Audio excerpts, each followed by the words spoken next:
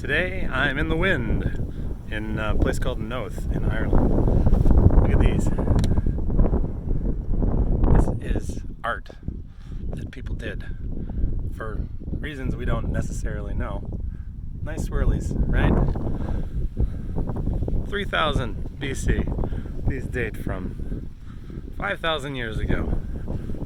Somebody was making art here in the beautiful hills of Ireland. These were tombs or something. They have quite a bit of history, 6,000 years worth that they've excavated so far. Pretty incredible here to see. And they don't know a lot about what these drawings mean, but most of the drawings that we have from that period in history are right here, which is pretty wild. And these stones, many of them around the edge, have these swirly drawings or also undulating wave-like paths. And it's on this beautiful hill above the River Boyne.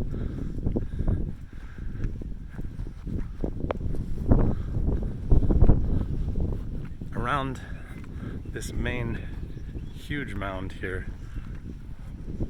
are like 20 others, smaller grave sites among the main one. So there are several sites like this from the Stone Age here in this part of Ireland. So they've made it into a park, and you can climb up to the top of the tallest mound. Unfortunately, you can't go inside of this one, but over at a different one called New Grange, they do let you go inside. And I think we should have a view of it from up here, because we get a full panorama. This is a local high point. And so I'm going to walk over here, and maybe you can't hear any of this over the wind. And see if we can't see the other mound. And apparently no, we cannot, because it's behind those trees, which is kind of disappointing. But it's still an incredible site to visit. A little bit complicated. You have to go to a visitor center that's on one side of the river and take a little footbridge across the river and get on a bus to come to all these sites on the other side of the river. So if you try to come to them directly on the side of the river that they're on, then you find yourself driving back the way you came. I learned that the hard way. I really wish we could see. Imagine this. If you're a king 5,000 years ago, what would it mean? What would it mean? Maybe one day it will be deciphered.